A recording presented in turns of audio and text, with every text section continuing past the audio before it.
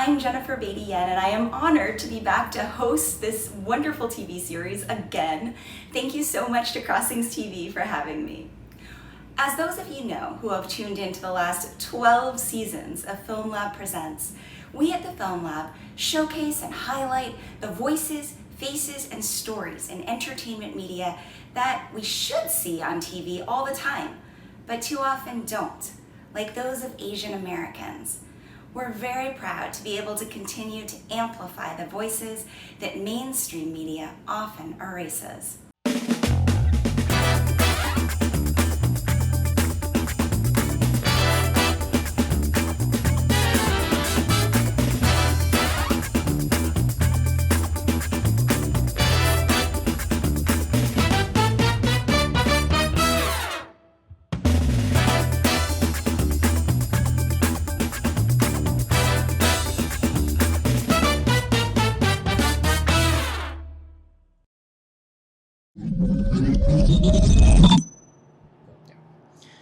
Give me the date and time. Recalculating. June 6, 2024. Time 11 a.m. Holy shit, it worked! Welcome to Practical Dreamer. How can I help you? Hi, my name is Jen Yan, and I'm here for an interview. Have a seat. Thank you. Hi. Welcome to Practical Dreamer. How can I help you? I'm here for an interview. Name? Jin Yen. I don't see your schedule. Are you sure you don't see my name? Let's see. Oh, never mind. Here it is. Please have a seat. Thank you.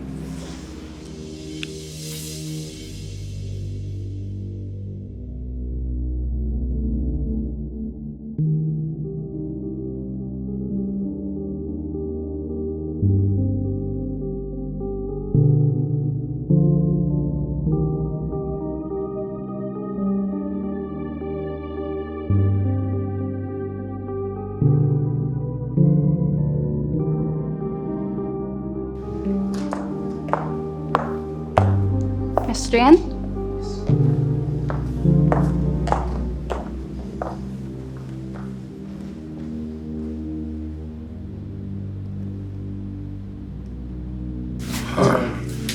Tell me about yourself.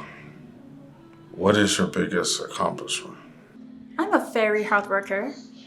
I only know how to work hard. I'm here to fulfill a dream. And I invented a time machine. How money motivated are you? Cash is king. I'm very money motivated. I'm a single mother to a son, and I gotta do what I have to do to put food on the table. So I'd do anything for money. Anything? What do you care more about? Your family? Or this job? This job is more important. You do realize this job has no days off. Are you okay with that? I mean, no time off. Yes, I'm okay with that. Absolutely. I'm all here for Practical Dreamer. But when will I see your son? When will you see your son? He's always sleeping anyways, so I'll see him when I get off work. I'll always find time for him. Thank you for coming.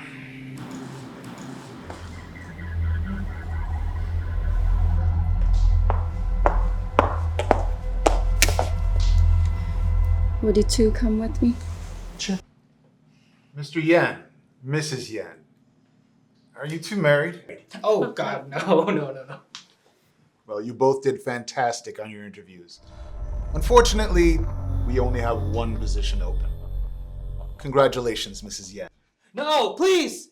She's a mother! She has a son! Pick me. How would you know? This is gonna sound crazy, but I'm your son. I'm from the future. I'm here so you don't make the same mistake again. What? If you take this job, you're not gonna have any time for me. For your son.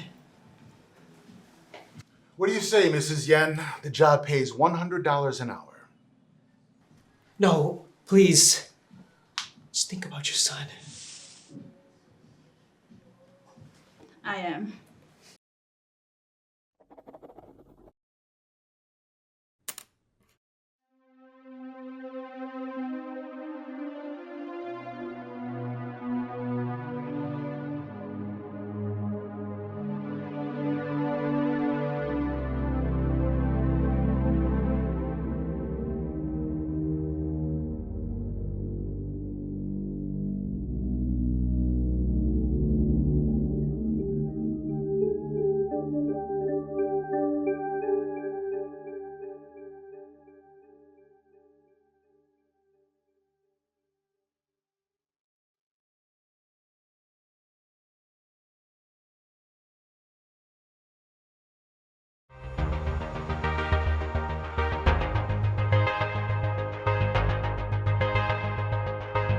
Have what got you into doing the 72-hour shootout?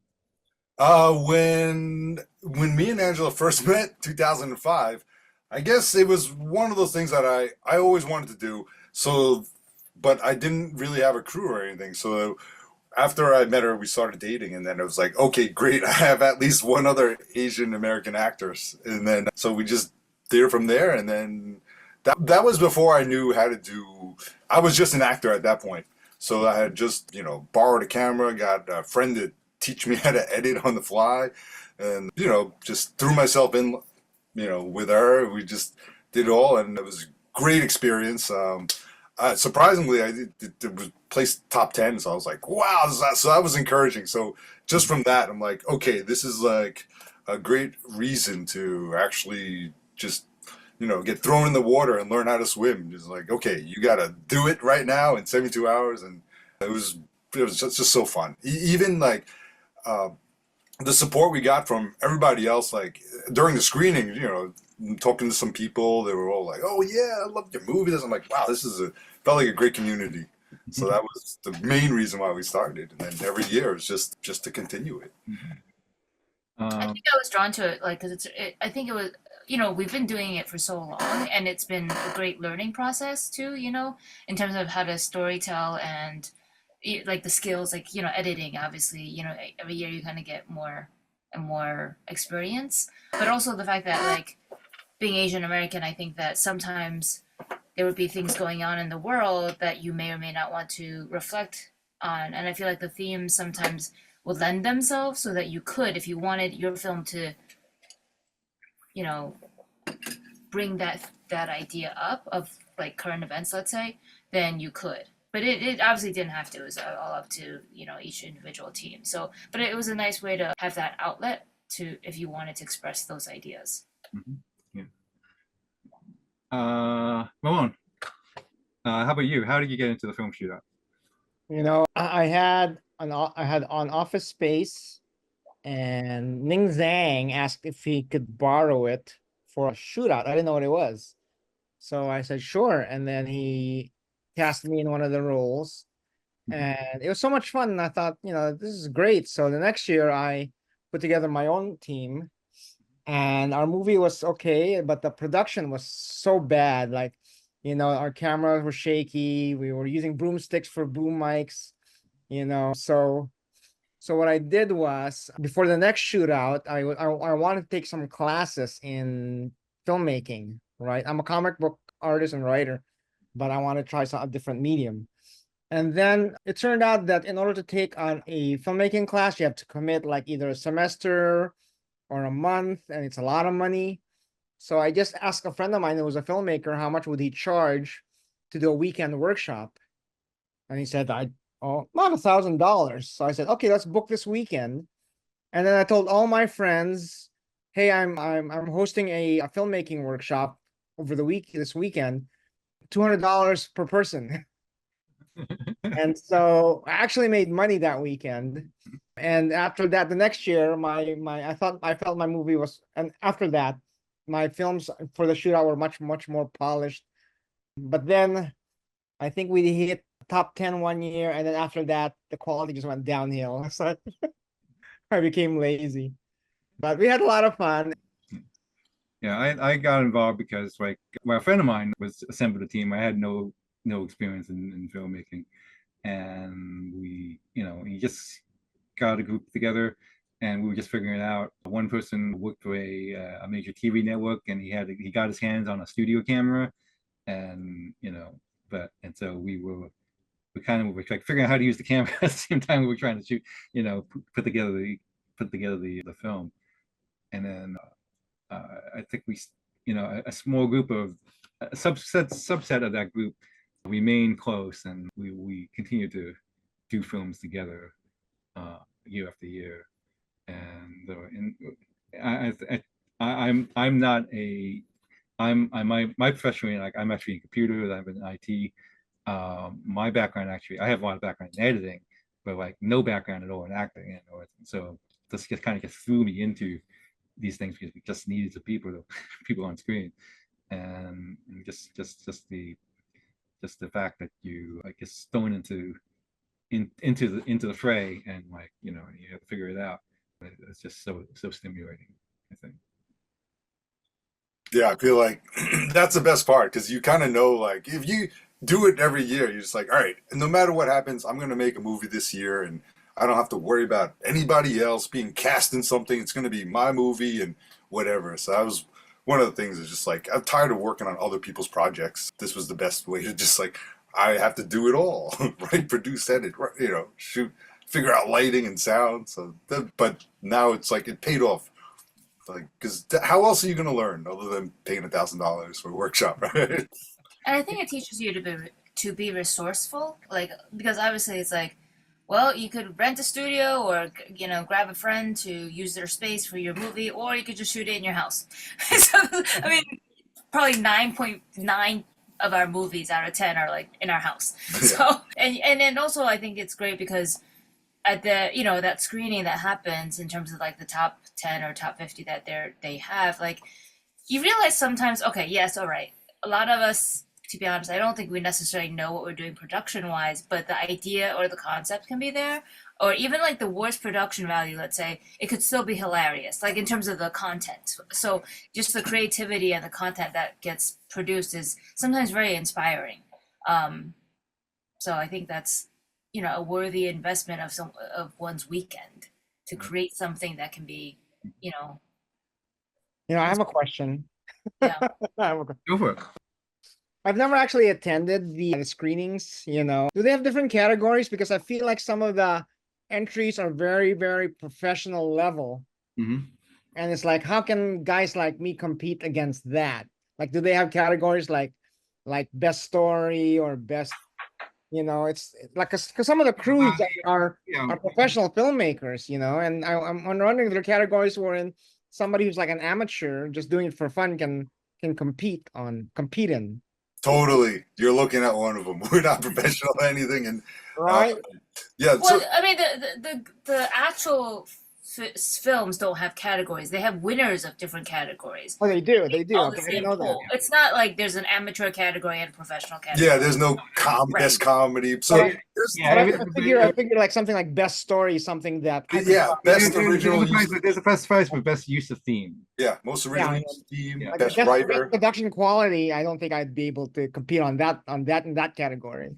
Right, that's not one of the categories. No categories. So you're good. So the prizes there are categories by prize, but in terms of the actual making of it, it's not as though like your film goes into a category. Your film goes into the pool with everybody else's film.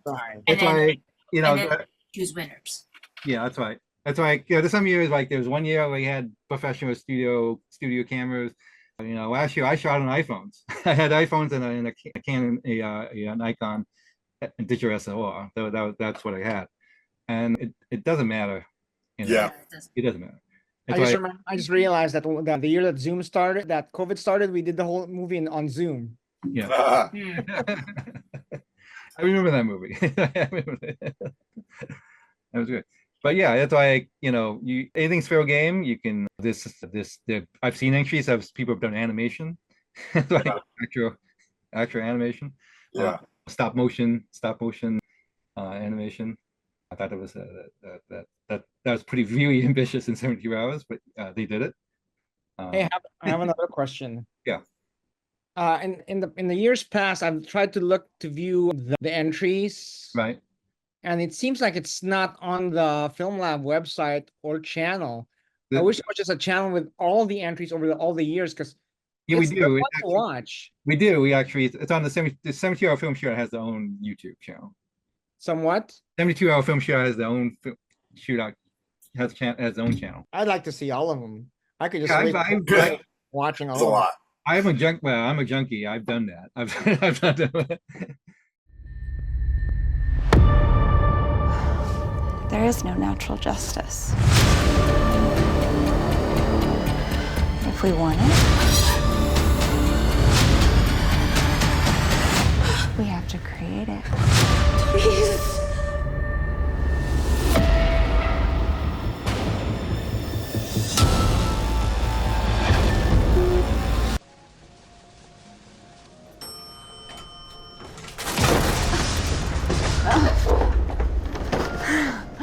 Could you? Which floor? Same one? What a coincidence. You burning the midnight oil too? Just picking some things up. Which lab are you working in? Well, I'd tell you, but then I'd have to.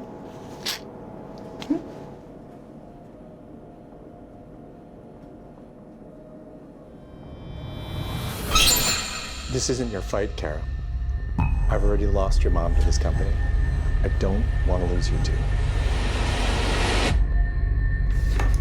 Don't understand. This is the way things are done.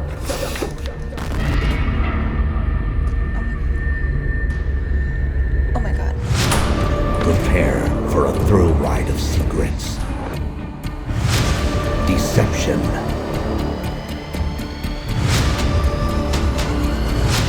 monstrous choices.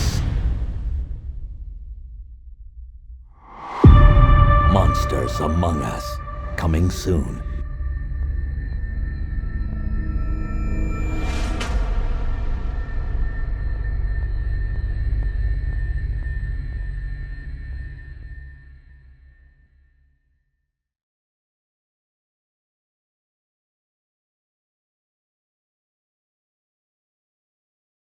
Inay ba? Inay ba? Where's mama? Where's mama? Inay ba? Where's Aya? Where's Aya? Inay ba? Inay ba?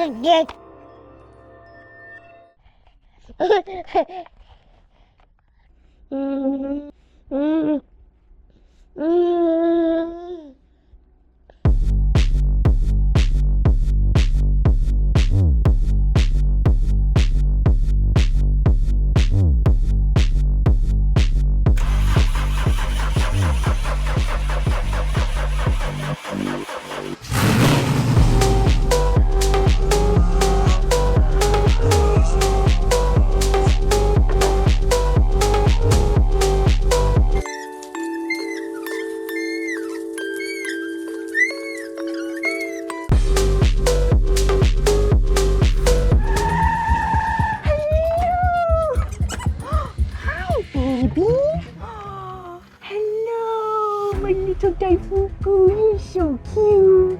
You're so adorable, little baby. Ah! I just want to pinch your cheeks and throw you into the hair.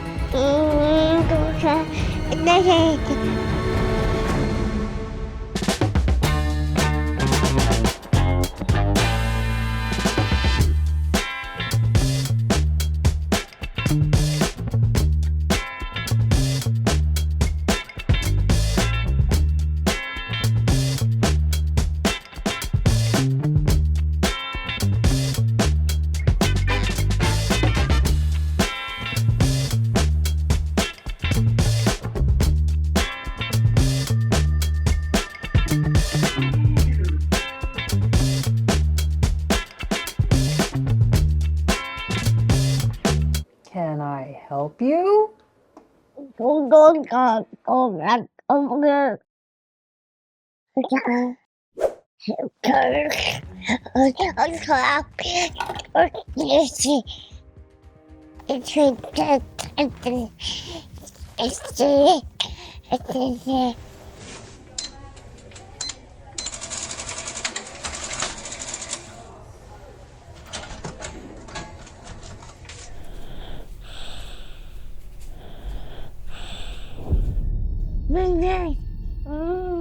I love you.